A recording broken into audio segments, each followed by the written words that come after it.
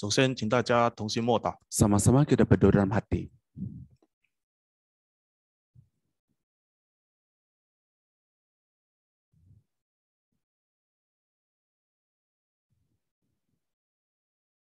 哈利路亚，阿门。 Amin. 奉主耶稣基督圣名，开始晚上的神学延伸班课程。 Dan dalam nama Tuhan Yesus kita memulakan sesi khusus teologi lanjutan. 那首先，我们一起唱诗赞美天上的真神，赞美诗404首。 Mari kita naikkan tiup pujian bilangan 404 untuk memuji Tuhan.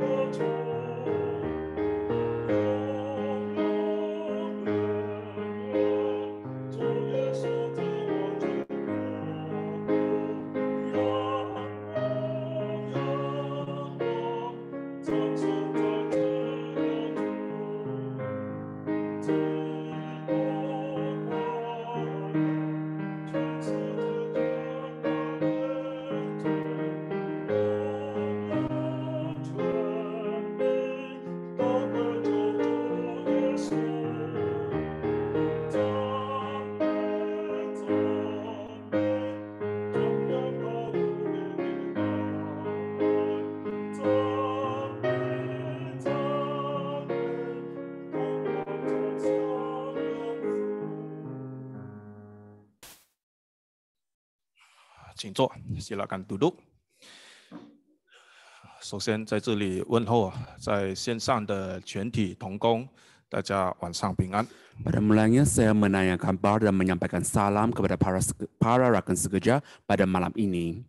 感谢主耶稣，让我们能够平安度过一个安息圣日。 Dan kita bersyukur kepada Tuhan atas pelindunginya kerana kita dapat melalui satu hari Sabat lagi. 那晚上我们还要继续的在这里上课。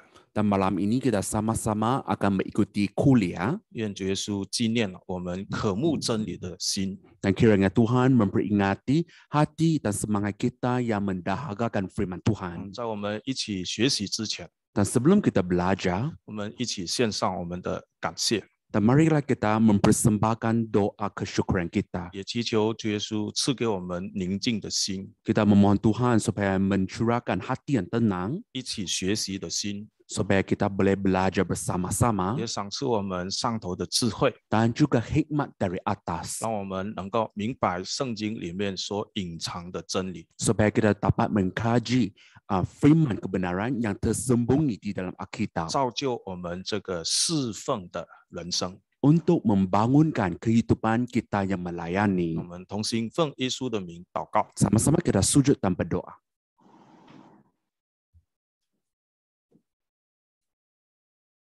奉主耶稣基督圣名祷告。Amen.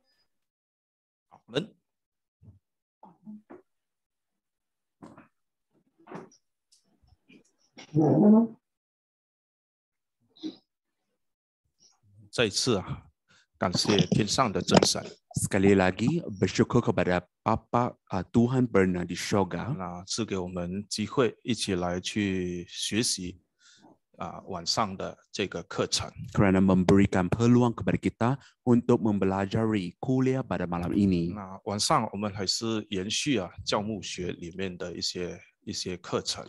Dan malam ini kita akan meneruskan yaitu topik-topik di dalam penggembalaan.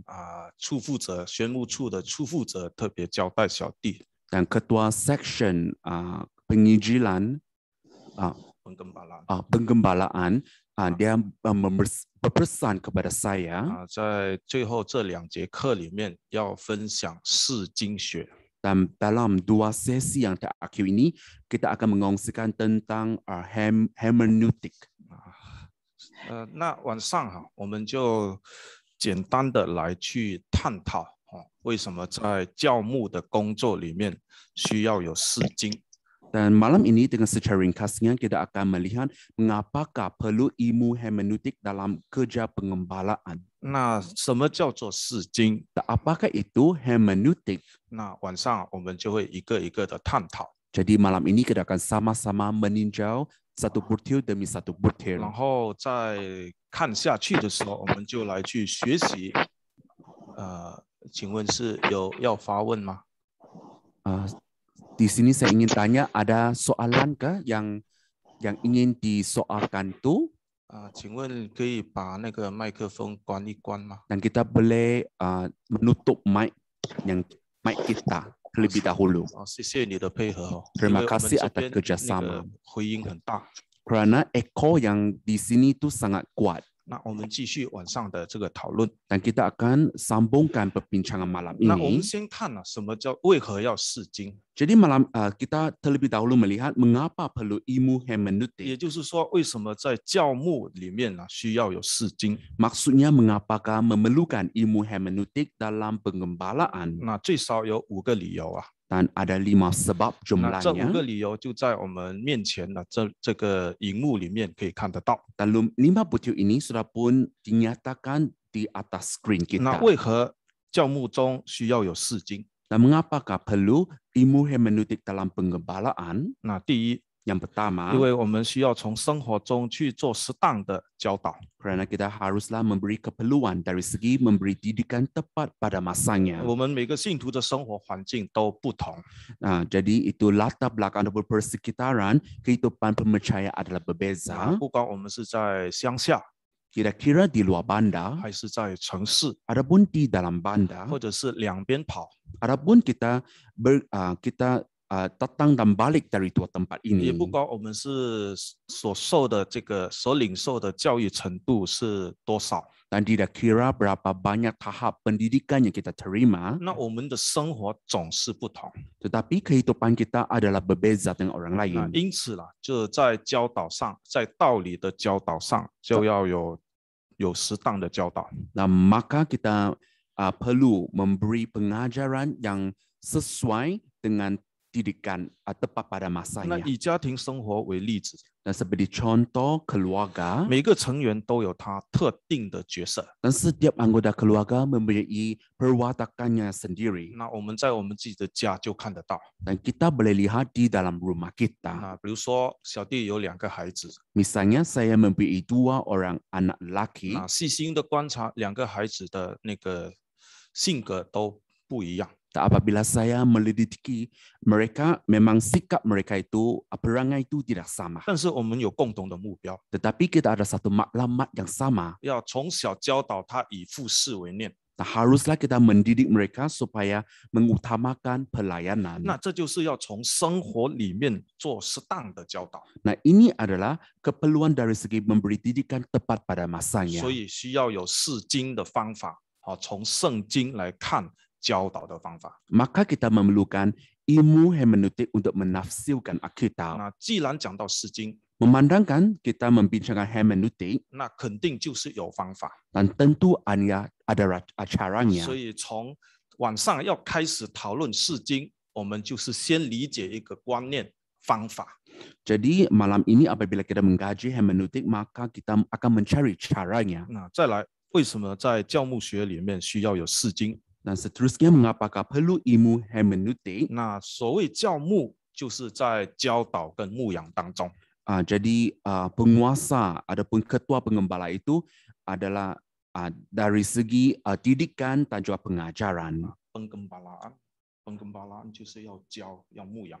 Maksudnya pengembalaannya itu kita mengajar dan juga menggembala. 那因此在生活上需要有教导， Maka kita memerlukan didikan di dalam kehidupan kita. 但是因为各有各的法， Oleh sebab setiap orang mempunyai caranya sendiri. 我意思说每个家庭有自己的方法， Maksudnya setiap keluarga ada caranya sendiri. 但是当我们有共同的目标， Tetapi apabila kita mempunyai matlamat yang 比 sama, 如说在教导孩子从小以父事为念， seperti contoh kita mendidik anak kita haruslah mengutamakan pelayanan. 虽然我们来自不同的家庭， Walaupun kita berasal dari keluarga yang berbeza, 但是我们是共同用相同的圣经， tetapi kita masih menggunakan Alkitab yang sama. 我们在遵守相同的10大信条。 Kita masih memegang 10 dasar kepercayaan gereja 因 kita. 此，在圣经的教导需要有系统化。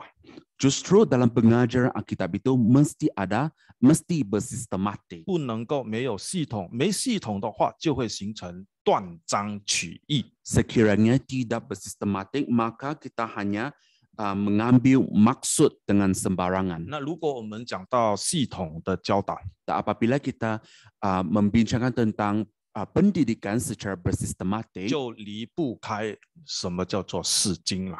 maka ini tidak boleh dipisahkan daripada hermeneutik. 所以释经就是让我们更清楚了解圣经里面的教导。 Kerana hermeneutik membenarkan kita lebih memahami pengajaran di dalam Alkitab 让我们有系统的去教导。 supaya kita dapat mendidik secara lebih bersistematik. 刚才我们学了要有方法， Tadi kita sudah pun berkata mesti ada 现 caranya 在要有系统。 dan sekarang mesti ada sistemnya. 第三， Yang ketiga, 为什么在教牧里面需要有这个释经学？ nah mengapakah perlu ilmu hermeneutik di dalam pengembalaan? 那就是要护教啊，维护这个宗教。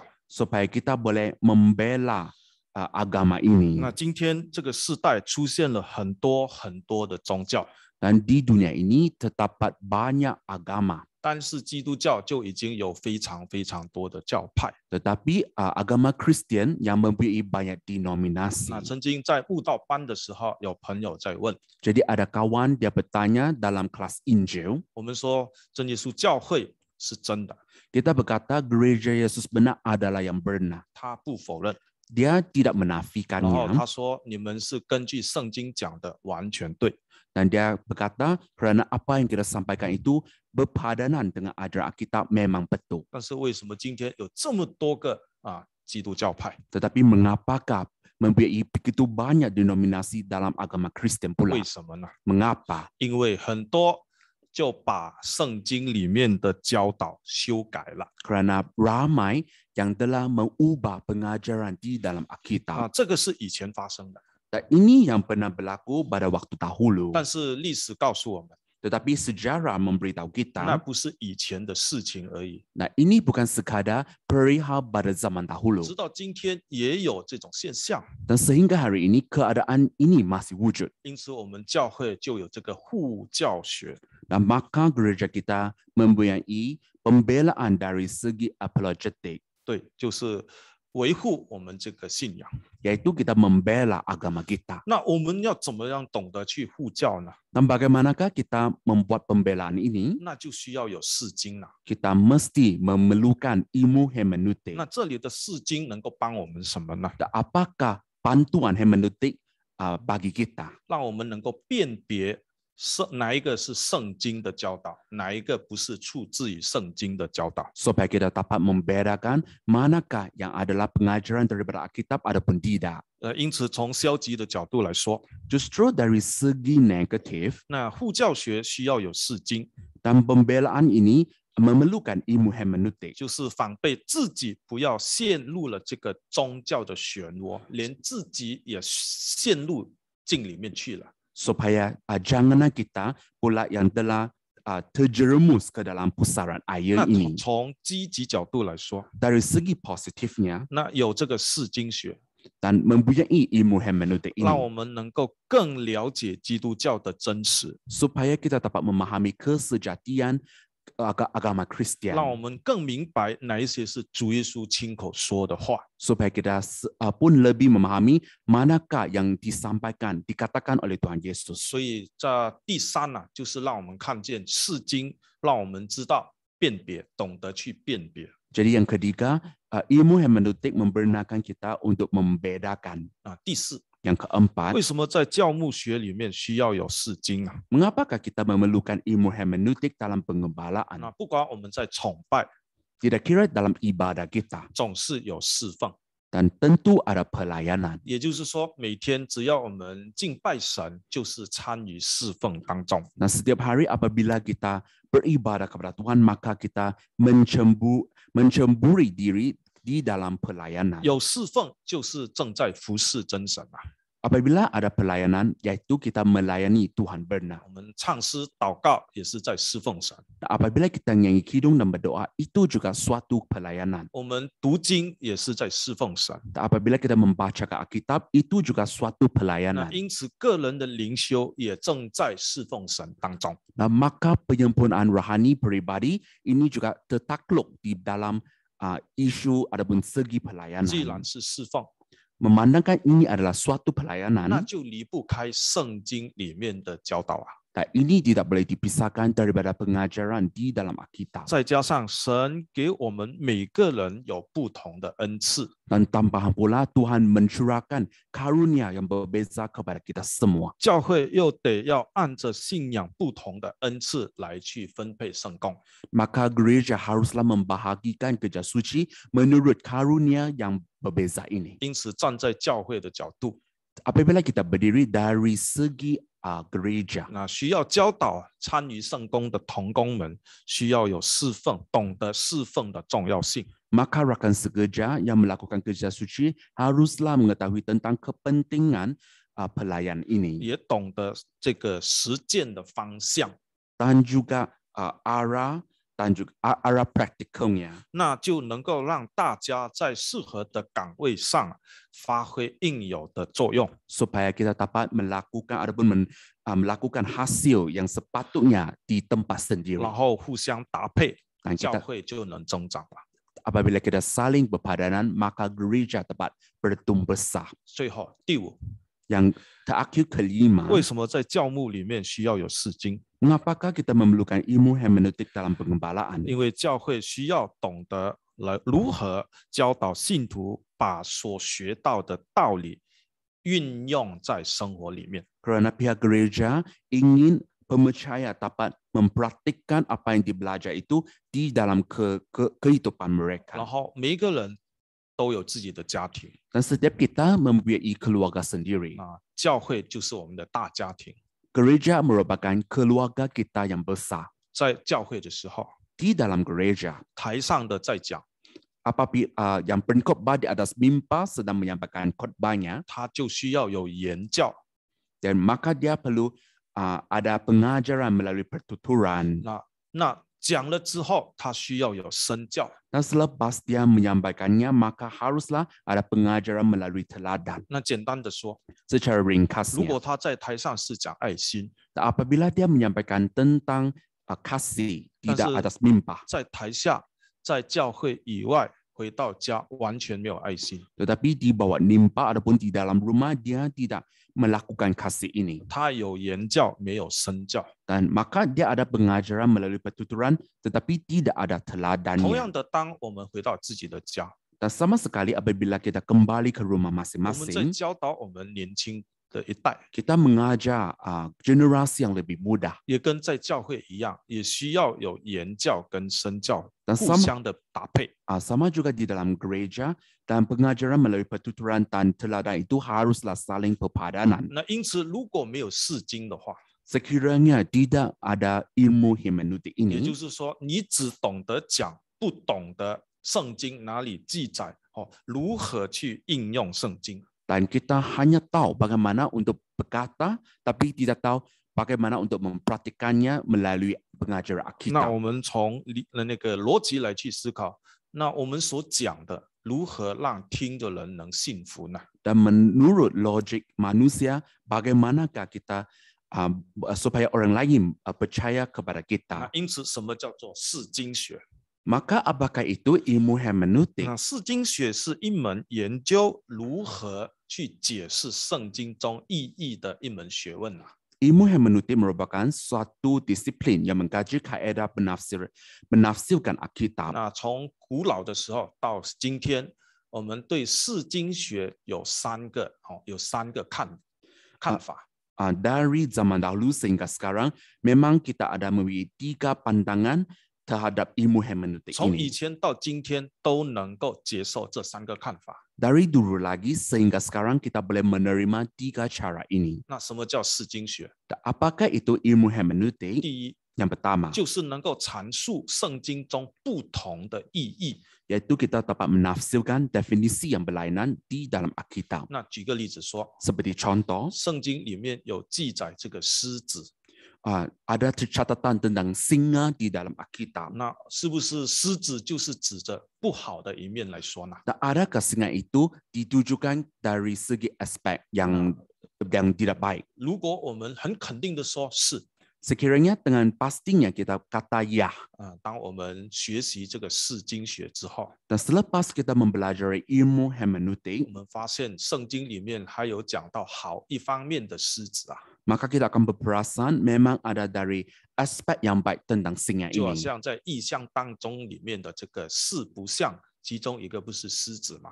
Dan seperti yang makhluk yang berkepala 4 di dalam penglihatan, memang salah satu daripadanya adalah singa. 所以在讲圣经就有不同的意义哈，让我们用释经学的方法可以看得到圣经里面有不同的意义。 Dan apabila kita menafsirkan Alkitab, memang kita boleh menyatakan definisi yang berlainan. 第二， Yang kedua, 那释经学就是一门能够说明如何去寻找一段这里把范围缩小，一段圣经的真正意义。 dan di sini kita memperkecilkan skop itu, kita menerangkan arti yang sebenar untuk mencari maksud sebenar dalam sesuatu perengganti dalam 那 Alkitab. 比如说在约翰福音的第3章 Dan contohnya di dalam Injil Yohanes pasal 3. 那我们就把范围缩小到约翰福音的第3章。 Maka kita sudah pun memperkecilkan skop itu ke Injil Yohanes pasal 3. 那或许我们就从第1节看到第8节，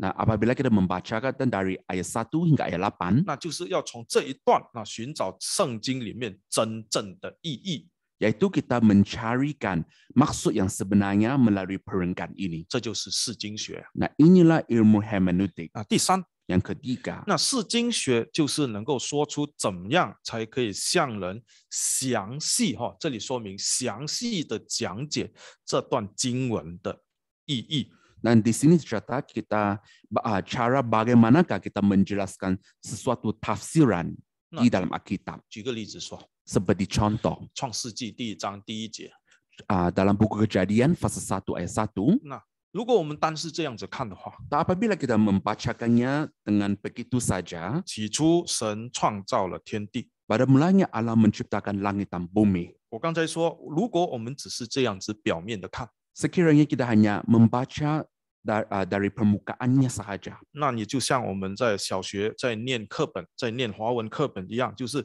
起初神创造天地，念过而已。 kita akan baca seperti zaman sekolah rendah kita, yaitu kita membacakan pada mulanya Allah menciptakan langit dan bumi itu sahaja. 但是如果我们要从释经的角度来看， Sekiranya kita tinjau dari sudut hermeneutik, 那从第1节一开始起初就有很多的东西要讲解了。 dan dari frasa yang pertama itu pada mulanya banyak sekali yang kita boleh sampaikan. 那讲到起初，我们就要对照约翰福音的第1章了。 Dan maka ini boleh kita rujuk dari Injil Yohanes pasal 1. 那因此有这个对照， Dan apabila ada rujukan 那 sedemikian, 你觉得很奇怪，创世纪就讲创世纪，怎么创世纪要跳到约翰福音呢？ dan kita akan berasa heran mengapakah apabila kita membincangkan buku Kejadian, kita rujuk lagi dari Injil Yohanes pula. 因为刚才我们说过释经里面的方法方法。 Tadi kita sudah pun mengatakan tentang cara hermeneutik ini. 接下去我们看见它的方法里面，其中一个就是对照。 Dan apabila salah satu caranya yaitu kita buat rujukan daripada tempat yang lain, membuat 那 perbandingan. 有了这个方法，就是释经了，就是释经了，释经的其中的一个原则。 Apabila ada cara sedemikian, maka ini adalah salah satu prinsip ilmu hermeneutik. 因为这个讲义都有发在那个chat 里面。 Kerana teks ini sudah pun dikongsikan di dalam chat. 那我们可以然后在线下的时候再来去复习。 Dan apabila kita di luar talian nanti, kita boleh membuat ulang kaji. 那接下去我们要学习就是释经学的必要性。 Selanjutnya kita akan mempelajari tentang keperluan ilmu 为什 hermeneutik. 么这个释经学这么重要？ Mengapakah ilmu hermeneutik ini begitu penting 可以 sekali? 从2个角度来看。 Kita boleh tinjau dari dua sudut. 第一个角度， Yang pertama, 那是我们的基本的需要。 nah ini adalah keperluan asas 什 kita. 么叫做基本的需要？ Apakah itu keperluan asas 当 kita? 我们在讲解这段经文的时候， Apabila kita menafsirkan, menjelaskan perenggan Alkitab ini, 肯定就有一个奖章一个奖章的一个框出来了。 dan tentu ada satu rangka nas yang akan keluar. 那比如说，举个例子， Seperti contoh, 那我在讲这个路加的第2章。 Apabila kita bincang tentang Injil Lukas pasal 2, 那再比如说，我们再把范围缩小，第2章的49节， dan kita kecilkan skop itu yaitu dalam pasal 2 ayat 49. 这里说，耶稣说：“为什么找我呢？岂不知我应当以我父的事为念吗？” Ayat 49 jawabnya kepada mereka, mengapa kamu mencari aku? Tidakkah kamu tahu bahwa aku harus berada di dalam rumah 如 Papaku? 果我把这个题目定成是我要讲的信息， Dan sekiranya saya menetapkan tajuk ini sebagai tajuk yang saya ingin sampaikan, 因为在教牧里面呢、我们除了要带查经班，我们还要到台上讲道。 kerana dalam bergembalaan bukan saja kita memimpin kelas menafsirkan Alkitab, kita juga haruslah menyampaikan di atas mimbar. 甚至我们在家里面也带小朋友在读圣经。 Dan bahkan di dalam rumah kita akan memimpin anak-anak kita membacakan Alkitab 那因 bersama-sama. 此啊，我们就用得到释经了。 Dan justru kita memerlukan ilmu hermeneutik ini. 那什么叫这一节怎么看基本的需要？ Dan bagaimanakah kita melihat keperluan yang asas dari sini? 这里有一句话说：“我应当以我父的事为念。” Tidakkah kamu tahu bahwa aku harus berada di dalam rumah Papaku? 到底我们要怎么样把这句话表达出来？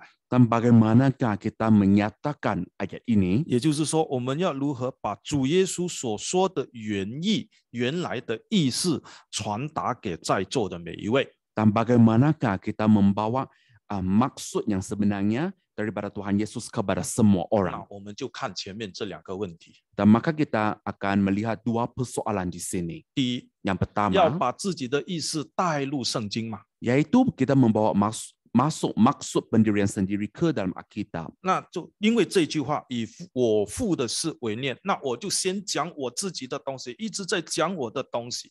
Dan apabila kita membacakan ayat ini, kita asyik saja mengatakan daripada maksud sendiri. 那在整堂分享里面，就是说你怎么样花你的时间，善用你的时间，在做教会的事情啦，那留给家人呢只有1个小时啦。比如说， Dan seperti contohnya, kita akan mengatakan bagaimanakah kita mempergunakan masa yang ada untuk melakukan kerja di dalam gereja 然 dan 后你一直 sebagainya. 在强调，那这个就是以父事为念。 Dan kita akan mengatakan ini adalah yang mengutamakan pelayanan. 各位， Dan jadi para sekalian, 圣经这个意思是这样吗？ nah sebenarnya maksud Alkitab adalah sedemikian. 是这样吗？ Adakah maksud Alkitab begitu? 其实你把你自己的意思带进了这句话。 Sebenarnya kita sudah pun membawa maksud sendiri ke dalam 那 Alkitab. 因此这里是说 eisegesis。 Jadi di sini tercatat tentang eisegesis. 那我们应该要怎么做？ Nampak apa yang harus kita lakukan? 那同样的这句话， Dan dengan ayat yang sama 我 ini, 应当以我父的事为念。 aku harus berada di dalam rumah Papaku. 你就要找出圣经的真正的意义， Maka kita haruslah mencarikan maksud sebenarnya di dalam 也 Alkitab, 就是把圣经读出来了。 yaitu kita membacakan ayat suci ini. 那我们这个以父事为念是什么？ Apakah maksud berada di dalam rumah 你要 Papaku? 把这个圣经原来的意思找出来，读出来。 Kita haruslah membacakan maksud yang sebenarnya. 那也许可以在古老文的英文圣经看得到。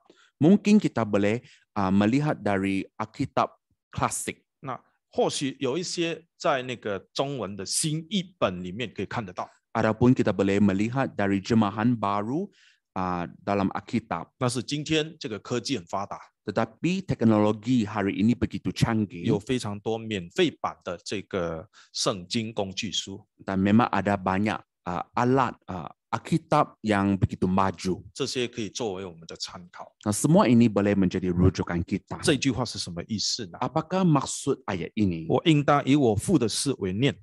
Aku harus berada di dalam rumah Papaku. 原来的意思，我必须在我父亲那里。 Nah, maksudnya yaitu aku harus berada di tempat Papa. 所以你看得到吗？他真正的意思，我必须在我父亲的那里啊。 Yaitu aku harus berada di tempat Papa. 刚才我们一直在举出自己的例子一天24小时，我花了23个小时在做教会的工。Dan seperti contoh tadi, saya sudah menggunakan 23 jam daripada 24 jam untuk melakukan kerja suci di dalam gereja. 那因此我真的是以父事为念。 Maka saya memang amat mengutamakan perihal Bapa. 那你就是把自己的意思带入圣经啊， Maka ini kita membawa masuk maksud sendiri ke dalam 你 Alkitab. 没有把圣经读出来。 Dan kita tidak membacakan ayat suci ini. 那第二， Yang kedua, 那什么叫做其次的需要？ apakah itu keperluan sekunder? 所谓其次的需要，就是说，我们就拿这个列王记上， Seperti contoh kita boleh menggunakan yaitu di 1 我们 Raja-Raja. 来看列王记上的18章， Kita boleh rujuk 1 Raja-Raja pasal 18. 18章40节， Pasal 18 ayat 40. 40节， Ayat 以利 40. 亚对他们说：“拿住巴力的先知，不容一人逃脱。”众人就拿住他们，以利亚带他们到基顺河边，在那里杀了他们。 Kata Elia kepada mereka, tangkaplah nabi-nabi Baal itu, seorang pun dari mereka tidak boleh luput. Setelah ditangkap, Elia membawa mereka ke sungai Kishon dan menyembelih mereka di sana. 那如果没有释经的话， Sekiranya tidak ada ilmu 我们肯 hermeneutik, 定会问： kita mesti akan bertanya. 哎，大先知可以杀人呢？ Dan, nabi yang agung itu dia boleh membunuh orang. 大先知可以杀敌人呢？ Dan nabi besar ini dia boleh membunuh musuhnya. 我们是不是可以把我们的敌人杀掉？ Dan adakah kita pun boleh membunuh musuh kita? 甚至这个以利亚杀了很多人呢， Dan Elia ini dia adalah membunuh ramai orang di situ. 甚至有一些比较保守的。 Dan bahkan bagi yang lebih konservatif, 所谓保守，就是说，他不会去联想这么多， maksudnya dia tidak akan berfikir begitu banyak. 他可能就是这样子问： Mungkin dia akan bertanya sedemikian. 以利亚凭什么去杀巴利的先知？ Dan berdasarkan apakah Elia dia layak untuk membunuh nabi-nabi Baal. 当我们这样问的时候， Dan apabila kita bertanya sedemikian, 我们就有一个需要从圣经里面找答案。 maka memang ada satu keperluan bagi kita untuk mencarikan jawaban dari Alkitab. 那这种就是其次的需要啊！ Nah, ini adalah keperluan sekunder. 为什么以利亚可以杀人？ Mengapakah Nabi Elia dia boleh membunuh 他 orang? 到底凭什么去杀人家？ Dan dia berdasarkan apakah dia boleh membunuh orang lain? 那《生命记》的18章， Dalam Ulangan pasal 18, 《生命记》的18章的20节， Ulangan pasal 18 kita baca ayat 20. 20节。 Ayat 若 20. 有先知擅敢托我的名说我未曾吩咐他说的话，或是奉别神的名说话，那先知就必致死。 Tetapi seorang nabi yang terlalu berani untuk mengucapkan demi namaku, perkataan yang tidak kuperintahkan untuk dikatakan olehnya, atau yang berkata demi nama Allah lain, nabi itu harus mati. 那原来啊， Rupa-rupanya, 那以利亚正在遵守神的规矩、神的教导， Elia dia memegang perintah Tuhan. 他也不是凭自己的血气、自己的意识去杀别人 Dan dia tidak membunuh orang lain menurut emosi dan perasaan sendiri. 他正在秉公行义 Dan dia sedang melakukan keadilan. 这就是所谓释经学里面必要性有2个，我们稍微理解。 Dan maka ini ada dua keperluan ilmu hermeneutik yang perlu kita tahu. 那再来释经学的定义， Seterusnya, tarif ilmu hermeneutik. 那就跟着这里所记载的释经学就是 hermeneutics， Jadi yang seperti tercatat di sini yaitu hermeneutik. 就是属于神学的一个学问。 Nah, ini merupakan sesuatu ilmu teologi 它教导我们一些原则、 yang mengajarkan kita prinsip, 一些定律、 hukum, 一些方法。 dan kaedah. 这3个是用来解释圣经。 Dan ketiga-tiga ini adalah untuk menafsirkan Alkitab. 那所以就刚才已经给大家一个很多的概念。 Tadi kita sudah pun mempunyai memberi banyak pemikiran 所 kepada 以 kita. 或许有人就会这样问： Maka ada orang akan bertanya, 读圣经就好啦， kita baca Alkitab itu pun mencukupi. 何苦这么麻烦？ Mengapa kita bersusah payah 还要 lagi? 搞什么释经学？ Dan mengapakah kita mewujudkan ilmu hermeneutik ini? 那当我们去看这2个主要的课题这2个主要的课题，你跟我就会有一种领悟，释经学真的是必要。Apabila kita melihat dua persoalan ini, maka kita tahu bahwa ilmu hermeneutik ini adalah diperlukan. 第一， Yang pertama, 不管我们在哪一卷或哪一章哪一段经文， tidak kira dari gulungan kitab mana, adapun fasa mana, adapun ayat mana, 都是有一个神所感动的作者代笔，把神要讲的意思写下来。 dan tentunya ada gerakan Tuhan supaya penulis itu dapat menuliskan apa yang ingin disampaikan oleh Tuhan. 今天这个作者已经不在了， Nah, hari ini penulis ini tidak wujud lagi. 但是神感动他写的东西已经留给我们在念。 Tetapi penulisan yang digerakkan Tuhan itu sudah pun diwariskan kepada kita untuk 因 membacakannya. 此，在我们念的时候， Jadi apabila kita membacanya, 我们会在想当时这个作者他在写神的话的时候，他的想法是怎么样？ dan tentunya kita akan terfikir apakah yang ingin disampaikan oleh Tuhan. 就好像举个例子说， Seperti contoh 但以理， Daniel. 但以理跟他3个朋友在异国，在别人的国家， Daniel dan 3 orang kawannya berada di negara kafir. 他在异国，神在异国里面启示他，给他看了这么多的异象。 Maka Tuhan pun memberikan wahyu kepadanya supaya dia dapat mempunyai banyak penglihatan. 那我们都有跟这个叶传道所给我们讲解的但以理书。 Dan kita juga pernah mengikuti itu penggongsian tentang buku Daniel daripada pendeta Yap. 那我们有没有去在读的时候，有没有去想，但以理把神所交给他的写下来，当时他的心情是怎么样的？ Dan pernahkah apabila kita membacakannya, kita akan terfikir apakah perasaannya apabila dia menuliskan kitab Daniel 那我们 ini. 举个例子举 Seperti 个例子 contoh, 但以理书的12章 Daniel pasal 12, ，12章的第4节， buku Daniel pasal 12 ayat 4. 这里这句话很出名嘛。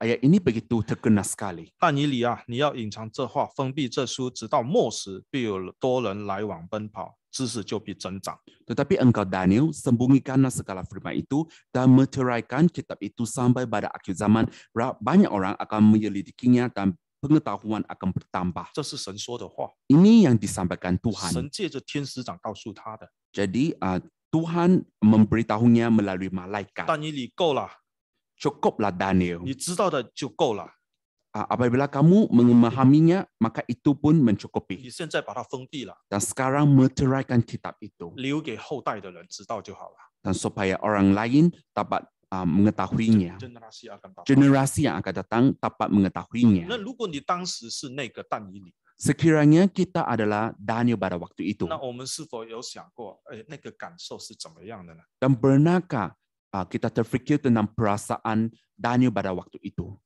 那我们可以找到答案吗？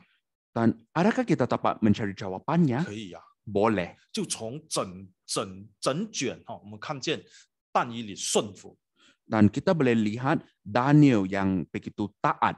虽然不是单从一句话， Walaupun bukan saja satu ayat, 那是从上下文看。 tetapi kita tinjau dari rangkap atas dan bawah. 你讲到上下文， Apabila kita membincangkan rangkap atas dan bawah, 就是释经学了。 itu adalah ilmu hermeneutik. 第二， Yang kedua, 还有一个课题，就是你刚才所念的那一段今天对我们有什么意义？ persoalan yang kedua, apakah pandangan ataupun perasaan pembaca hari ini apabila kita membacakannya? 我再引用回刚才的但以理书12章的第4节， Saya menggunakan lagi Daniel pasal 12 ayat 4. 很多人就说不用读了，不用去理会这一节了， Nah, ramai orang berkata, jangan kita mempedulikan ayat ini. 因为这个已经指名道姓，只是对但以理说的。 Kerana ini hanya ditujukan kepada Daniel. 各位是这样吗？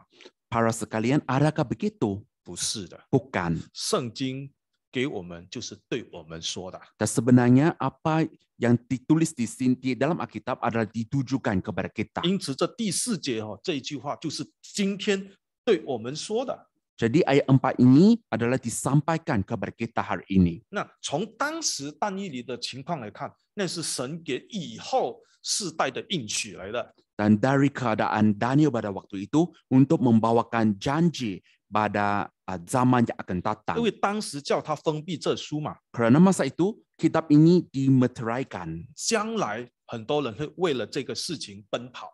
dan sampai pada akhir zaman banyak orang yang akan mencarikannya. 从但以理的时代到今天的我们，就是以后嘛，以后就是今天的我们啦。 Dari zaman Daniel sehingga sekarang yaitu kita pada hari ini. 如果今天我们没有去读这个但以理书， Sekiranya kita tidak membacakan buku Daniel hari ini, 我们真的是成为一个糊涂的人呐、 maka kita akan menjadi orang yang bodoh. 那这么多的预兆已经在发生了，我们还是就是得过且过。 Kerana begitu banyak tanda yang sudah pun muncul yang berlaku pada hari ini, tetapi kita hanya tidak mempedulikannya. 因此，这两个课题很重要。 Maka dua persoalan ini begitu penting sekali. 所以为什么要有释经呢？ Jadi mengapakah ada ilmu hermeneutik? 让我们可以理解当时读者的那个想法。 Supaya kita dapat memahami perasaan pembaca pada waktu 然后 itu. 任何的圣经记载都是对今天的我们有他的教导。 Dan juga catatan Alkitab memang ada pengajaran untuk kita hari ini. 那因此，我们释经学是我们从事圣工的每一位需要去学习。 Maka ilmu hermeneutik yang perlu dipelajari oleh para pekerja suci 那 hari ini. 如果我们都不看重， Sekiranya kita tidak memandang berat terhadapnya, 那我们讲道就可以变成很随便了。 maka apabila kita berkhotbah, kita akan berkhotbah dengan sembarangan, sewenang-wenangnya. 这句话怎么说？ Apakah kata ini? 那就是说，哎，反正教会有这么多的出版，我随便拿一篇，照着抄，照着写，拿到台上去讲。 Nah, kerana begitu banyak karya terbitan di dalam gereja, maka saya hanya mengambil satu nas khotbah dan saya menyampaikan itu sahaja. 那我们在那个星期一学的那个讲道学里面就已经学过了。 Jadi dalam homiletik yang kita belajar pada malam Isnin itu, 我们都学习到，都传道很清楚的在提醒，讲道之前要先能够感动自己，提醒自己，才能够跟别人分享。 dan pendeta seringkali memperingati kita supaya kita dapat menggerakkan diri sendiri terlebih dahulu sebelum kita berkata untuk menggerakkan orang lain. 用我们能懂的话说， Kita boleh menyampaikan dengan kata yang kita faham. 我们要讲我们能做得到的， Kita haruslah menyampaikan apa yang kita boleh melakukan. 才能够拿到台上，拿到桌前，跟人家去分享。 Barulah kita boleh bawa ke atas mimbar dan di atas meja untuk sebagai pembincangan bersama. 所以传福音需要释经学， Maka apabila kita membuat penginjilan memerlukan ilmu 讲 hermeneutik 道需要释经学， dan khotbah itu juga memerlukan ilmu hermeneutik. 自己读经也需要释经学。 Dan apabila kita membaca Alkitab juga memerlukan ilmu hermeneutik 相反的，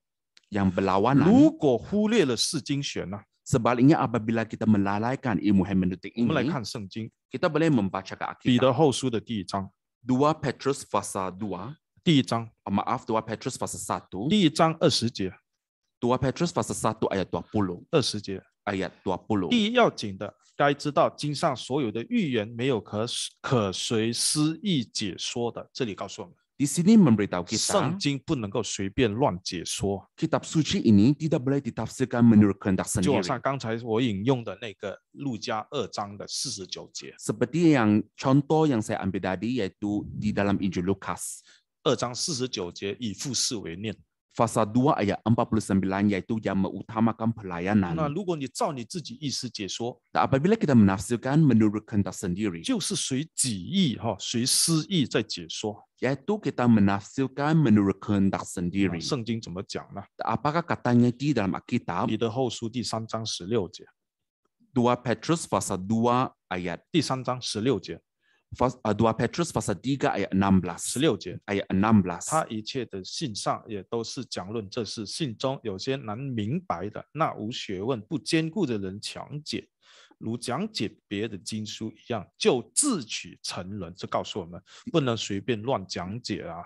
Di sini memberitahu kita bahwa tidak boleh menafsirkan Alkitab dengan sembarangan. 那是自取成人啊！ Kerana kita akan ini akan menjadi kebinasaan kita 因此， sendiri. 在释经学里面有四个要注意的名词 Justru di dalam ilmu hermeneutik ada 4 kata nama. 啊。第一个 Yang pertama 释义， yaitu exegesis. 那就是要从文法、从字的意思来去看圣经。 Exegesis yaitu menitik beratkan tata bahasa, definisi ketika menjelaskan maksud sebenar di dalam Alkitab. 根据圣经原来的字句找出圣经原来的意思。 Yaitu kita mencari maksud sebenar di dalam Alkitab mengikut kata asal di dalam Alkitab. 第二个名词就是解经。 Kata nama yang kedua yaitu menafsirkan Alkitab ataupun exposition. 那中文比较容易分辨，就解经就是讲解圣经。 Dalam jemasan bahasa Cina yaitu penjelasan Alkitab ataupun penafsiran Alkitab. 就是用比较容易懂的话来去说明它主要的思想，圣经里面主要的思想。 Yaitu kita menggunakan perkataan yang mudah dipahami untuk menjelaskan maksud yang terutama. 圣经告诉我们，不能只讲只说不行动。 Alkitab memberitahu kita jangan kita mengatakannya tapi tidak 那 melakukannya. 因此需要在讲解之后要有实际运用在生活的这个典范或者是例子。 Maka selepas kita menjelaskannya, maka kita haruslah mengaplikasinya dalam kehidupan harian kita. 那因此在我们讲解的时候， Justru di dalam penjelasan 比 kita 如说以父事为念， tentang mengutamakan pelayanan. 那就是要站在天父这边Tentang berada di dalam rumah Papa yang berdiri di tempat Papa. 那我们在实践的时候，有什么例子呢？ Apakah contohnya apabila kita mempraktikannya? 举个例子说， Contohnya 当教会负责人在开会， apabila penguasa gereja sedang bermesyuarat, 我们共同讨论的 apa yang kita bincangkan itu 要站在天父的这一边来去思考。 haruslah kita fikirkan dari sudut Bapa Surga. 圣经说，天父，我们的主耶稣就是有为父做父亲的心呐。 Kerana Bapa Surgawi yaitu Tuhan Yesus mempunyai maksud pembelaan. 因此，在我们在讨论教会的一些决议的时候， Apabila kita mau membincangkan agenda di dalam masyarakat, 首先要站在父的角度来看， kita haruslah berdiri dari tempat Bapa. 不是拿你在外面你的专业通通搬进来。 Dan bukan kita membawa masuk yaitu kepakaran ilmu kepakaran kita ke dalam 那如 masyarakat. 果你是把外面的都搬进来了， Sekiranya kita membawa masuk ilmu dari luar, 那已经不是 exegesis， maka ini bukan exegesis. 已经变成 eisegesis， Ini menjadi eisegesis, 就是把自己的意思带进圣经啊。 yaitu kita membawa maksud kehendak ataupun maksud sendiri ke dalam Alkitab. 第三， Yang ketiga, 那这是注释就是我们教会感谢主，教会台种在中文的美种在英文的甚至新加坡也有在一卷一卷的在帮忙翻译这个他们这里。 syukur kepada Tuhan kerana Ibu Gereja Taiwan dan Singapura, mereka pun ada membuat satu kolom komentari bagi setiap rangkap Alkitab. 刚才太匆忙了，忘了带几本来给大家看看。 Jadi kerana terlalu cemas maka tidak terbawa Alkitab yang sedia ada. 最近从台湾寄到我家的就是希伯来书的释义文呐。 Yang baru-baru ini saya menerima yaitu komentari tentang buku Ibrani dari Taiwan. 哇，短短的10多章，却是这么厚。 Walaupun hanya ada bebelasan pasal, tetapi buku ini sangat tebal. 这位传道非常的用心哦， Dan pendeta ini begitu prihatin sekali. 全部从圣经来去讲解。 Maka dia buat penafsiran menurut dari sudut Alkitab. 那这几年我们沙巴总会非常努力的把这些中文的 commentary 把它翻译成马来文。 Beberapa tahun ini Ibu Gereja Sabah begitu berusaha untuk membuat penerjemahan daripada komentari bahasa Cina ke Melayu. 那我们成为教会的负责人，应该要支持。 Dan kita sebagai penguasa gereja haruslah banyak menyokongnya. 第四， Yang keempat, 这是我们星期一有学过的宣道学、讲道学。 ini adalah homiletik yang kita belajar pada malam 那因 Isnin. 此晚上小弟就不多讲这个。 Jadi malam ini saya tidak banyak menyentuh perkara ini. 那我们晚上是在结束之前会先介绍一个一般释经学。 Sebelum kita berakhir, jadi saya akan membuat pengenalan tentang ilmu hermeneutik yang biasa 至于那个特别的释经学， dan tentang hermeneutik yang khas, 那就留到下个星期最后一节课。 maka akan kita simpan untuk sesi yang seterusnya. 所谓一般的让我们都能够用得上的， Dan ilmu hermeneutik biasa yang kita boleh gunakan, 不管我们是讲道的 tidak kira yang pengkhotbah 还是写文章的， adapun yang menulis kesusastraan, 或者是写见证的， adapun yang menulis kesaksian, 或者是要带查经班的， adapun yang memimpin kelas penafsiran Alkitab, 一定用得上。 mesti dapat digunakan. 所谓一般的， Yang tentang yang biasa, 那我们大概可以注意留意就是最少有4个。 kita boleh memberi perhatian di sini yaitu ada 40 semuanya. 那我希望讲义里面还有超过4个啦。 Saya harap dalam teks kita ada lebih daripada 4. 但是这里呢特别讲解一般的释经学离不开这4个。 Tetapi lazimnya yang ilmu hermeneutik yang biasa tidak boleh dipisahkan daripada keempat-40 我们 ini. 要把这4个方法、这4个规则可以记起来。 Kita boleh ingat 4 peraturan ataupun cara kaedah 在你 ini. 讲解圣经之前， Dan sebelum kita menafsirkan 我 Alkitab, 们要注意的就是上下文， kita harusnya membaca rangkap atas dan bawah. 不要单单取这一句话我看中了，终于找到了，感谢主了。 Dan jangan kita hanya menempuh perhatian pada satu ayat saja, maka kita berkata syukur pada 那 Tuhan. 你就整个晚上就针对这句话自己在讲了。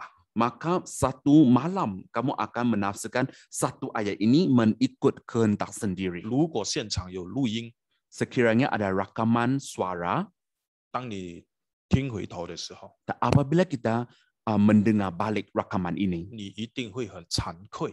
dan kita mesti akan berasa menyesal. 为什么？ Mengapa? 因为你越讲就越远了。 Kerana apabila kita menyampaikannya semakin jauh daripada maksud 所以 yang sebenar. 在讲、在准备之前， Jadi dalam persediaan kita, 我一定要抓紧的就是上下文。 kita haruslah membaca ataupun melihat dari rangkap atas dan bawah. 第二 Yang kedua, 就是字义这个字的意思。 yaitu definisi ataupun maksud perkataan ini. 那比如说刚才我们要知道的就是以父事为念，以父事为念。 Yang tadi, yang seperti contoh tadi, yaitu aku harus berada di rumah 那 papaku. 我们已经做到要去了解它的字义 Yaitu kita haruslah memahami definisinya. 那就是简单的了解。 Itu adalah pemahaman secara 第 ringkas. 三，以经解经， Yang ketiga yaitu penjelasan Alkitab 就好 dengan 像刚 Alkitab. 才所提到的创世纪1章1节 Seperti contoh tadi yaitu buku Kejadian pasal 1 ayat 1. 你还要看到约翰福音1章1节， Dan kita membaca lagi Injil Yohanes pasal 1 ayat 1. 甚至更多。 Adapun yang lebih banyak 这就是以经解经。 yaitu penjelasan Alkitab dengan Alkitab. 第四， Yang keempat, 在圣经里面有很多是有犹太人的文化背景， dan terdapat banyak latar belakang orang Yahudi di dalam Alkitab. 就好像这个血，这个红色 Dan seperti contoh yaitu darah yang berwarna merah ini. 你看起来好像圣经在支持我们中华民族的文化， Nampaknya Alkitab begitu bersetuju dengan budaya orang Cina. 是这样吗？ Adakah begitu? 不是的。 Bukan. 那这是今晚我们大概会看的。 Jadi ini yang secara ringkasnya kita akan melihat secara 好 ringkasnya.，那我们就马上进入上下文 Maka sekarang kita lihat rangkap atas dan bawah. 所谓上下文呢就是不能够单看那一节那一节话，就是那节话。 Maksudnya kita tidak boleh sekadar melihat ayat itu sahaja. 那这里说上下要有回应，前后呼应。Dan di sini tercatat depan dan belakang itu mesti berpadanan. 那在上下文里面大概最少有三个情形会出现。 Dalam rangkap atas bawah ada 3 jenis keadaan. 第一个 Yang pertama 就是直接的上下文。 yaitu konteks atas ke bawah. 那我们找个例子路加18章 Walaupun 我们就以 serta-merta 圣经来去做参考， Kita boleh rujuk dari Injil Lukas pasal 18 ayat 8. 所以就麻烦大家也跟小弟一样翻开圣经路加的18章。 Mari kita membukakan Alkitab dalam Injil Lukas pasal 18. 18章第8节， Pasal 18 ayat 8. 第8节， Ayat 8. 我告诉你们，要快快的给他们伸冤了。然而人子来的时候，遇得见世上有信德吗？ Aku berkata kepadamu, ia akan segera membenarkan mereka, tetapi jika anak manusia itu datang, adakah yang mendapati iman di bumi? 刚才我们说释经里面有一个是字义，要了解它的 definition。 Tadi kita sudah pun tahu bahwa kita haruslah memahami definisinya. 那这里信德是指什么呢？这里的信德， Iman di sini apakah maksud di sini? 所以你看我们的中文还要再猜，那印尼文就马上说你的信心了。 Terjemah bahasa Cina kita masih perlu meneka lagi, tetapi bahasa Indonesia sudah pun begitu terus terang, yaitu iman. 那可能你会说，我只懂中文啊， Mungkin kita berkata saya hanya boleh memahami bahasa Cina, 也没有问题。 juga tidak ada masalah. 这个信德这个答案在哪里找？ Dan di manakah jawaban iman ini? 这就要从18章第1节到第7节来看。 Kita boleh lihat dalam pasal 18 ayat 1 hingga 7. 那我们看完之后， Dan selepas kita membacakannya, 原来主耶稣要讲的信德就是一个人的信仰表现。 dan rupa-rupanya apa yang ingin disampaikan oleh Tuhan Yesus yaitu penampilan iman kepercayaan seseorang. 这就是直接的上下文找。 Dan ini adalah konteks serta-merta yang dari rangkap atas dan 我 bawah. 们再多一个例子， Satu contoh lagi. 我们在市场上都有买一送一 Dan kita seringkali banyak melihat yaitu ，buy one free one。 beli satu percuma 我 satu. 们来看诗篇132篇， Kita rujuk lagi Mazmur bilangan 132. 132篇第1节， Mazmur bilangan 132 ayat 1. 耶和华，求你纪念大卫所受的一切苦难。 Ingatlah ya Tuhan kepada Daud dan segala penderitaannya. 大卫有什么苦难啊？ Dan apakah penderitaan Daud ini? 大卫是皇帝呢，有什么苦难？ Daud merupakan seorang raja. Apa penderitaannya? 那我们就要从上下文看了。 Maka kita haruslah lihat dari rangkap atas dan bawah. 同时，这个上下文是直接的， Dan ini juga konteks yang serta-merta. 就是在第2节到第5节，就是他的答案，就是他的苦难。 Dan jawabannya yaitu ayat 2 hingga ayat 5. Ini penderitaannya. 第二， Yang kedua, 这上下文还有一个叫做远隔的上下文。 yang kedua adalah konteks kawalan dari jauh. 你看英文很好用 ，remote 就好像我们的这个遥控器 remote。 Yang dalam bahasa Inggris yaitu remote, yaitu alat kawalan. 那我们怎么知道它是 remote？ Bagaimanakah kita tahu ini adalah kawalan dari jauh? 那我们就去想为什么要用 remote？ Maka kita akan fikir mengapakah menggunakan perkataan remote 因为远嘛， kerana sangat jauh 那为了方便嘛， dan demi 有一 kesenangan 个东西可以让我们遥控嘛。 maka kita boleh mengawas suatu alat. 那在讲解圣经上下文里面也会出现这个远隔的上下文。 Apabila kita menafsirkan Alkitab akan wujud yaitu konteks kawalan dari jauh 那 ini. 举个例子，传道书的第1章第2节， Seperti contoh Pengkhotbah pasal 1 ayat 2. 这里是我们最喜欢念的虚空的虚空。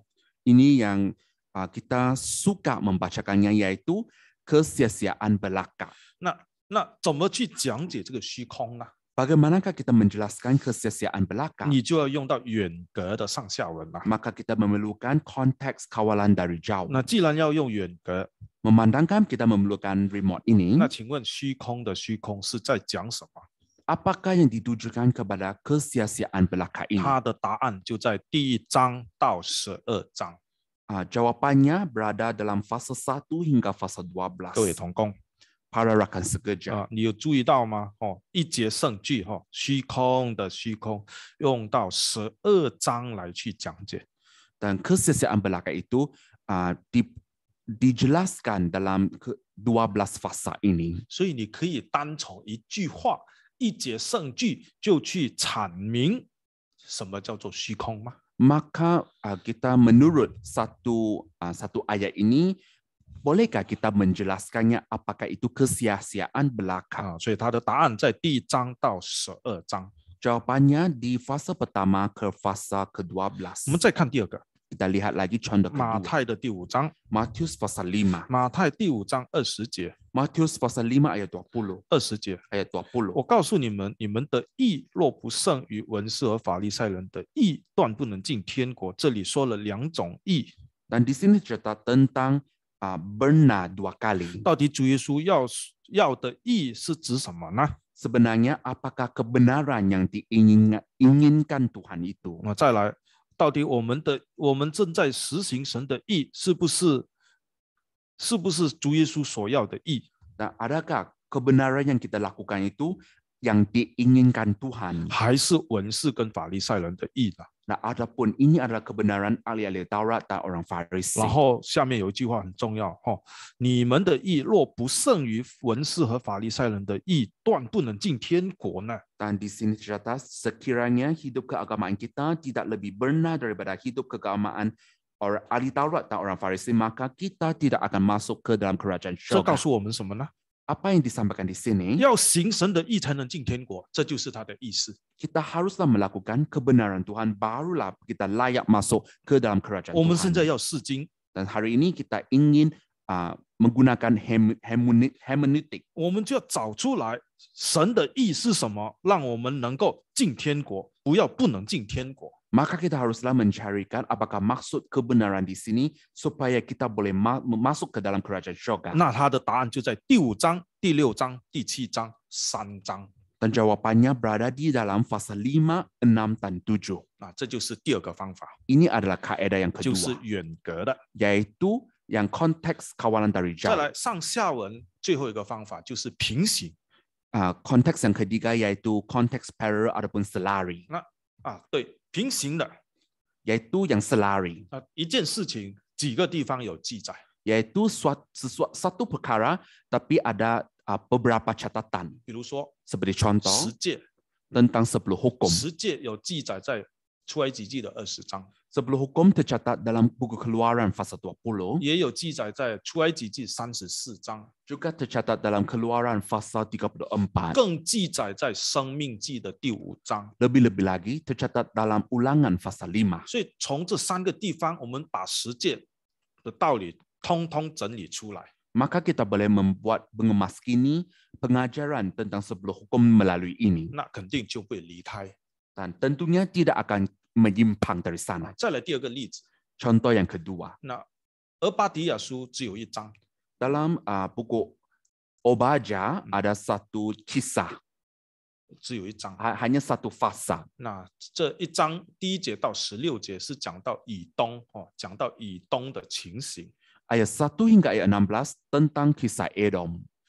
那它第2个地方有记载以东的情形，甚至有点相似，就是在耶利米书的49章。 Dan tentang catatan Edom yang lebih kurang sama tercatat dalam buku Yeremia pasal 49. 这是在旧约大概可以看得到的。 Dan ini yang kita boleh lihat di dalam perjanjian lama. 那同样的平行方法， Dan dengan konteks selari ataupun parallel ini, 在我们的新约圣经新约圣经里的马太、马可、路加、约翰， dan dalam Injil Matius, Markus, Lukas, dan Yohanes dalam perjanjian baru. 很多事情都有共同的记载， Dan kebanyakannya ada catatan yang lebih kurang sama. 只是有一些描述不大 Mungkin 相同。 mungkin ada deskripsi ataupun penggambaran yang ada sedikit 因 perbezaan. 此这里有一个特别的字对观，所以我们会听到对观福音书。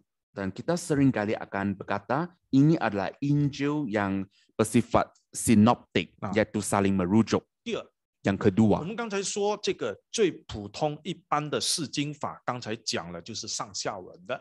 Tadi ilmu hermeneutik yang biasa termasuk itu rangkap atas dan bawah. 那么第二个我们要讲的就是历史的。 Yang kedua yaitu konteks sejarah. 那比如说在《使徒行传》的第10章， Seperti contoh dalam Kisah Para Rasul pasal 10. 那我们平时念的时候，就是我这样子念哦，第10章第1节念到最后，我们就是大概就是这样子念。 Nah, apabila kita membacakannya, kita baca dengan biasa itu dari ayat pertama sehingga ayat terakhir itu sahaja. 那原来这第10章就是加拉太书写作的整个背景。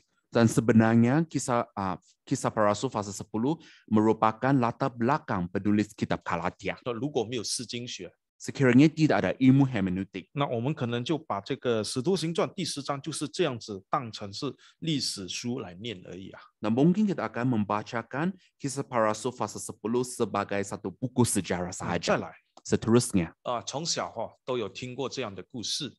kita pernah mendengarkan kisah 那 sedemikian 撒玛利亚人跟犹太人是从来没有来往的。 dan itu orang Samaria mereka tidak berhubung ataupun tidak bergaul dengan orang Yahudi. 圣经有记载吗？ Nah, adakah catatannya di dalam 因 Alkitab? 为这是他们的历史啦。 Kerana ini adalah sejarah mereka 有啊，圣经有记载。 dan sememangnya ada catatan di dalam 那 Alkitab 约翰福音的第4章， dalam Injil Yohanes pasal 4. 第4章的第9节， Yohanes pasal 4 ayat 9. 第4章第9节这里说， Dan di sini 撒玛利亚的妇人对他说：“你既是犹太人，怎么向我一个撒玛利亚妇人要水喝呢？”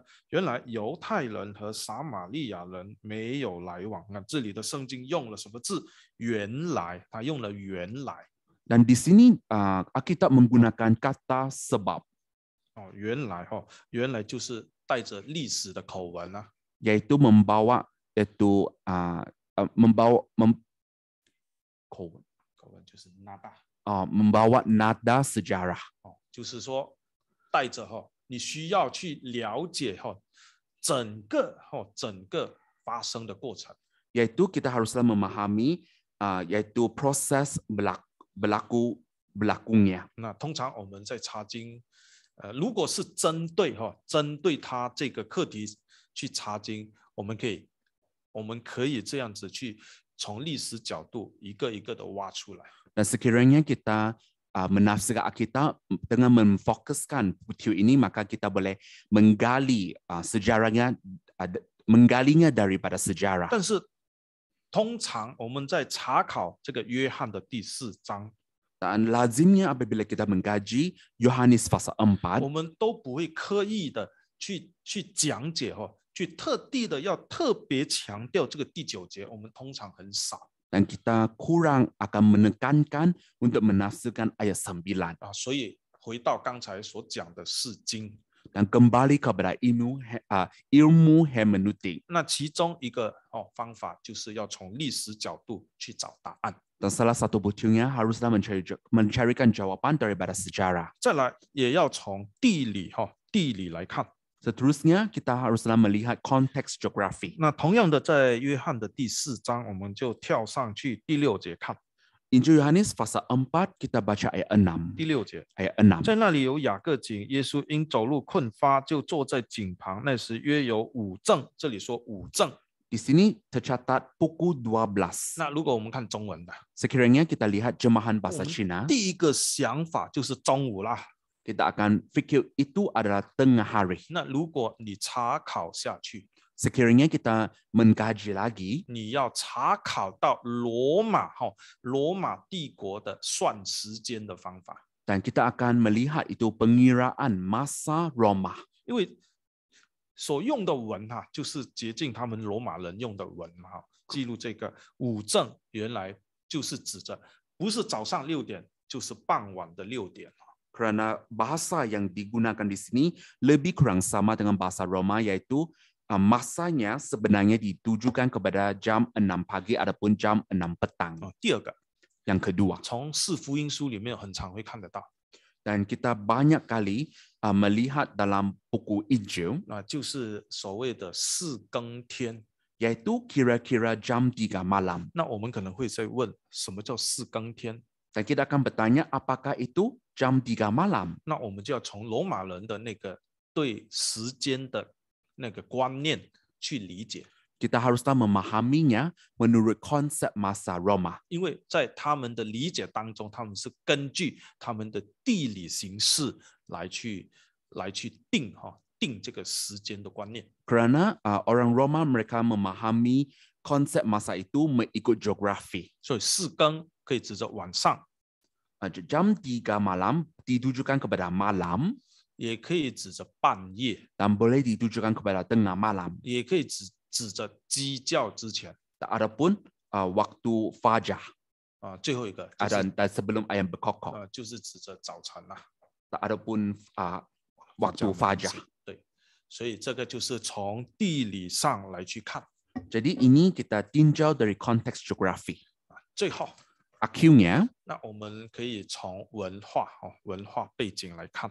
kita boleh melihat dari konteks budaya. 那我们就从圣经拿例子 Kita mengambil contoh daripada Alkitab. 我们常念的马太的第6章第6节， Yang selalu kita bacakan yaitu Matius pasal 6 ayat 6. 第6节， Ayat 6. 你祷告的时候要进你的内屋，关上门，祷告你在暗中的父，你父在暗中查看，必然报答你。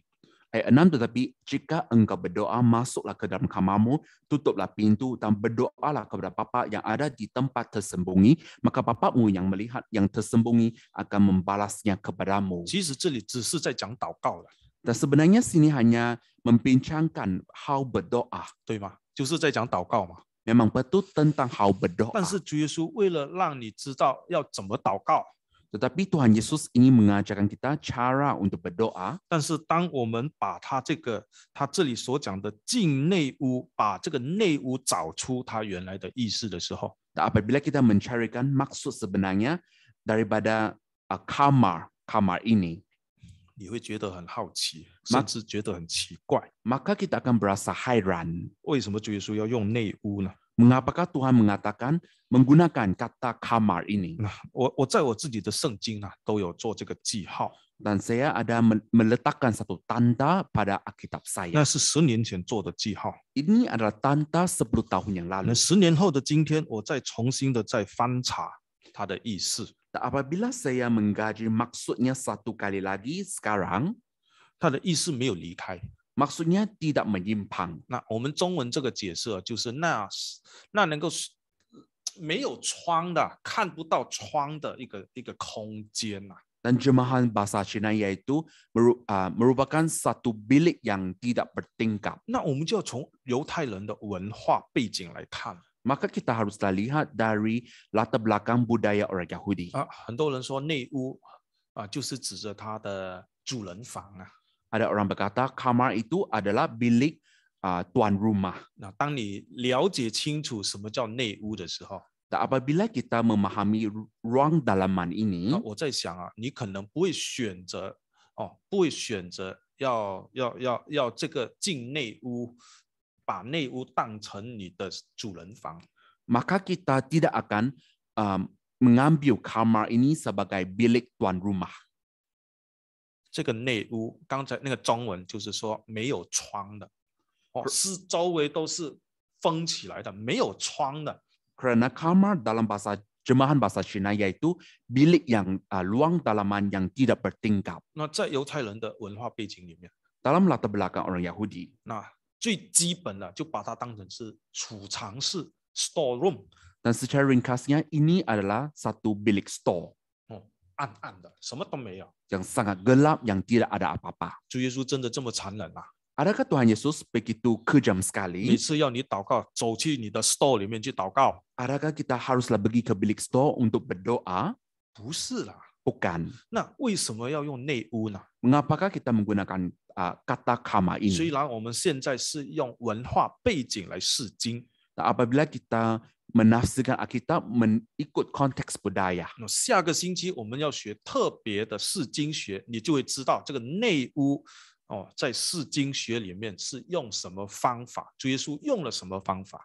Maka minggu depan dalam sesi yang seterusnya, maka dengan ilmu hermeneutik yang khas, kita akan tahu apakah kaedah yang digunakan oleh Tuhan Yesus 主耶 tentang 稣 kamar 为什 ini. 么让我们觉得好像主耶稣好残忍要我们到 store room 里面去祷告？ Dan mengapakah kita berasa Tuhan itu begitu kejam yang ingin kita berdoa di dalam bilik stol. 甚至这里说关上门呢， Bahkan haruslah tutuplah pintu. 那关上门你就是一个口啦，在里面啦。 Dan apabila kita tutupkan pintu, maksud kita berada di dalam. 那为什么要这样做？ Mengapa kita melakukan sedemikian? 当你锁在里面的时候， Apabila kita mengunci diri kita di dalamnya, 外面发生什么事你就不知道， dan kita tidak tahu apa yang akan berlaku di luar, 那你就可以为你的要祷告的事情专心啦。 maka kita boleh menumpukan perhatian di dalam doa kita. 啊，虽然这里说是storeroom， Walaupun di sini ditujukan kepada bilik store, 但是当我们去查考犹太人的文化，看他们以前的房子， apabila kita mengkaji budaya orang Yahudi dan juga rumah mereka, 他们的技术没有像我们今天这么丰密啦。 dan teknologi mereka bukan begitu padat seperti kita hari ini. 一点光线都没有啦。 Sehingga dia ada sinar matahari yang boleh 你想想看， menempusinya. 如果是真的是像今天我们锁在里面，没有任何的缝，没有风可以进来， Dan 死在里面哦。 sekiranya kita mengunci diri kita di dalam ruang yang tidak ada berlubang, maka kita pasti mati di dalamnya. 但是当时每个人的家都是这样啊。 Tetapi keadaan rumah pada waktu itu adalah begitu. 当时的文化背景，一家有事情，全部人都知道的。 Dan apabila ada satu keluarga yang ada masalah, maka semua orang akan mengetahuinya. 用今天我们能懂的话， Sekiranya kita dapat 那一 memahaminya, 种人情味最好。 kemesraan manusia pada waktu itu adalah yang terbaik. 试问， Kita coba tanya, 那个时候你如何能够专心祷告？ dan bagaimanakah kita dapat menumpukan perhatian di dalam doa pada 所 waktu 以 itu? 主耶稣说，你要进到你的内屋，把门关掉。 Maka Tuhan Yesus berkata, haruslah masuk ke dalam kamar kita dan tutuplah pintu. 就是完全的不再理会外面的事情，就是为这个事情专心在祷告。 Yaitu kita tidak mempedulikan apa yang berlaku di luar dengan sepenuhnya, hanya menumpukan perhatian di dalam doa. 所以我们不能够乱讲解圣经啊。 Dan janganlah kita sembarangan menafsirkan 你 Alkitab. 不要说那个执事说的要去 store room 祷告，那我有一件事情我要祷告，今天晚上我就锁在我的储藏室里面祷告啊。 Dan jangan kita mengatakan, deacon itu berkata haruslah berdoa di dalam bilik store. Jadi ada masalah datang, saya akan pergi bilik store dan berdoa di sana. 文化背景不同， Kerana budaya, latar belakang budaya itu tidak sama. 那主耶稣要讲解、要强调的东西，就是要你专心的意思。 Apa yang ditegaskan oleh Tuhan Yesus yaitu supaya kita dapat lebih menumpukan perhatian. 最后一个例子啦， Contoh yang terakhir, 就是在创世纪所记载的这个按手， tentang tangan pemberkatan yang tercatat dalam buku Kejadian, 那你看48章祝福的按手 yaitu 按在 tangan 头上， tumpangan tangan yang memberikan berkat ini. 但是46章那个送终的就按眼。 Dan juga ada dalam fasa 46 tangan yang mengatupkan kelopak.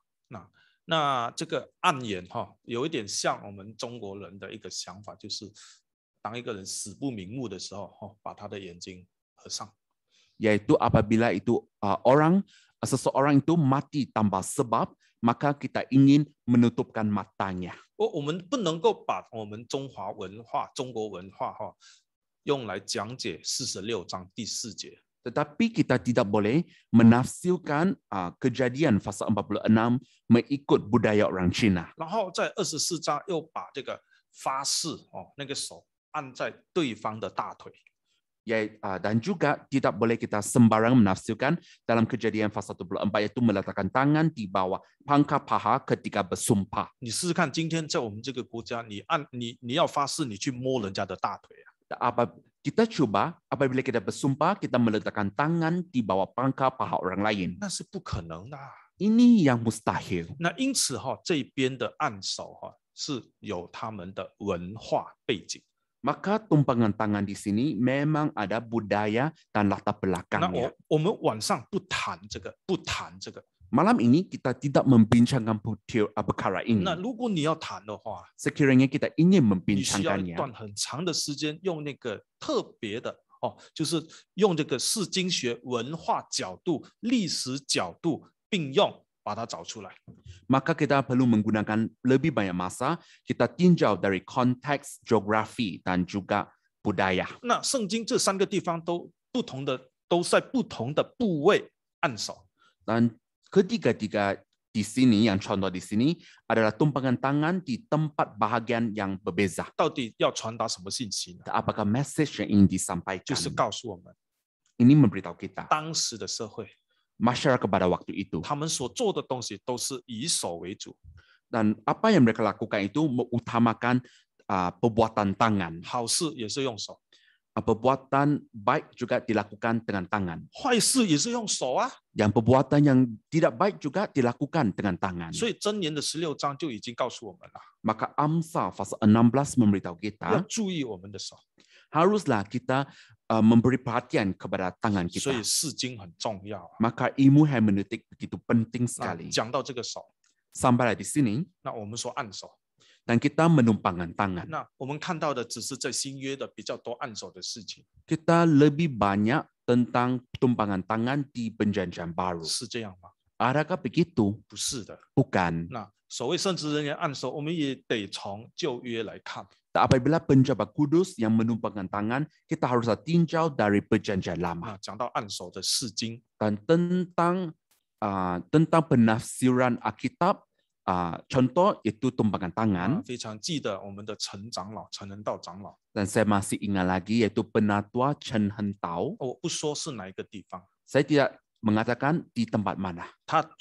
他要强调就是释经的重要。 Dan apa yang dia tekankan pada waktu itu yaitu kepentingan ilmu 他 hermeneutik. 年轻的时候被派到国外去工作， Dan semasa dia masih muda, dia diutus ke luar negara untuk bekerja 因为要协助我灵恩会要按手啊， kerana ingin mempandu gereja suci KKR untuk tumpangkan tangan. 觉得奇怪，为什么有长子拿着圣经出来放在他头上按手？ Maka dia pun dia rasa heran mengapakah penjabat kudus yang membawa Alkitab itu kena melapiskan dengan Alkitab, barulah mereka menumpangkan tangan. 祷告结束后 Dan selepas selesai berdoa, 他就问：只是为什么你刚才帮忙按手的时候，说每一个人的头上要放本圣经才按下去呢？ dan dia bertanya kepada dekan mengapakah apabila kita menumpangkan tangan harus dilapiskan dengan buku Alkitab. 这个圣经里面很多祝福啊， Kerana Alkitab ini banyak berkat yang tercatat di dalamnya. 我们的手是借给神用啊， Dan tangan kita yang dipinjam oleh 我 Tuhan. 们是奉神的名在按手啊。 Dan kita menumpangkan tangan dengan dalam 所以 nama 我 Tuhan 深深的 Yesus. 相信，我奉耶稣的名按手，手按在圣经，圣经下到他的头，圣经里面的福气通通会下去。 Jadi apabila saya menumpangkan tangan dengan melapiskan Alkitab, maka semua berkat di dalam Alkitab akan diberikan kepada orang tersebut. 是这样吗？ Adakah begitu? 那长老告诉他 Penatua memberitahunya, 你对， kamu betul, 但是你对一半而已。 tapi kamu betul separuh saja. 圣经是有祝福， Dan memang ada berkat di dalam Alkitab. 但是圣经里面这些小先知书很多是咒诅啊。 Tetapi dalam buku nabi-nabi kecil itu lebih banyak kutukan ataupun sumpah. 因为百姓不听神的话， Kerana umat tidak mendengarkan firman Tuhan. 那你奉神的名按手在圣经，圣经再下到他头上，是不是把咒诅也下到那个人的身上呢？ Dan apabila kita melapiskan dari Alkitab semasa tumpangan tangan, adakah kita juga memberikan kutukan kepada orang tersebut? 对哦，我没有想到这个， Dan barulah dia tersedar tentang perkara ini. 这就是释经， Ini adalah ilmu hermeneutik. 释经非常的重要， Hermeneutik ini sangat penting. 那不能够把自己的意思看进圣经里面去。 Kita tidak boleh membawa maksud kehendak sendiri ke dalam Alkitab. 那我们要把圣经里面的意思读出来。 Kita haruslah membacakan maksud sebenarnya di dalam Alkitab. 那我们晚上就暂时学到这里。 Jadi malam ini kita akan belajar sampai di 那我 sini. 们感谢主了，我们先做祷告， Dan syukur pada Tuhan, kita akan memanjatkan doa terlebih 祈求 dahulu. 主耶稣的圣灵 Kita memohon Roh Kudus Tuhan 常常与我们同在， dan selalunya menyertai 也 kita. 祈求主耶稣上头来的智慧， Kita juga memohon kepada hikmat Tuhan daripada Tuhan Yesus dari 那 atas 充满我们， supaya dapat memenuhi kita. 让我们能够更虚心的在神的面前向他讨教。 Dan supaya kita boleh meminta tunjuk ajar daripada Tuhan dengan kerendahan hati. 那善用这个释经学， Dan untuk mempergunakan ilmu hermeneutik dengan 作 sebaik-baiknya 为我们每天灵修的功课， sebagai usaha penyempurnaan rohani setiap hari. 也成为我们领会人员在准备讲章的一个工具。 Dan supaya boleh menjadi satu alat bagi pemimpin kebaktian semasa menyediakan nas khotbah. 使我们对神的话更负责任， Dan supaya kita lebih bertanggungjawab terhadap firman Tuhan. 讲出来，使自己幸福，也使听的人幸福。 Supaya apa yang dikatakan itu boleh supaya kita dan orang lain boleh mematuhinya. 我们一起祷告。 Sama-sama kita sujud dan berdoa. 奉主耶稣基督圣名祷告。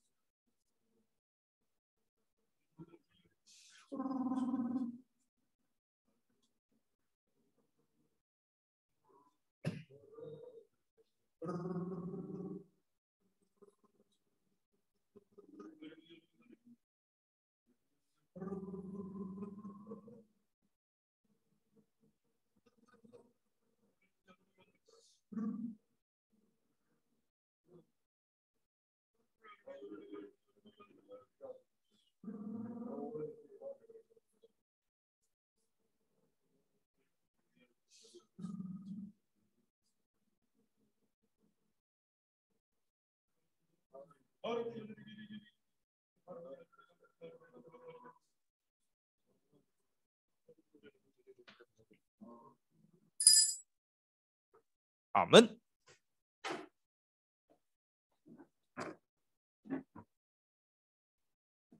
感谢主我们晚上的分享就到这里。 Syukur pada Tuhan, perkongsian malam ini sampai di sini. 那就如果大家拿得到那个讲义我们就自己在线下的时候自行复习。 Nah, sekiranya kita dapat teks yang dikongsikan itu, kita boleh membuat ulang kaji di luar talian. 那我们下个星期再讲最后一部分， Jadi minggu depan kita akan membincangkan bahagian yang terakhir, 就是特别的释经学。 yaitu ilmu hermeneutik yang khas. 那晚上我们就分享到这里， Jadi perkongsian malam ini sampai di sini. 愿耶稣祝福大家， Dan kiranya Tuhan memberkati kita semua. 平安，再会。 Salam sejahtera dan jumpa lagi.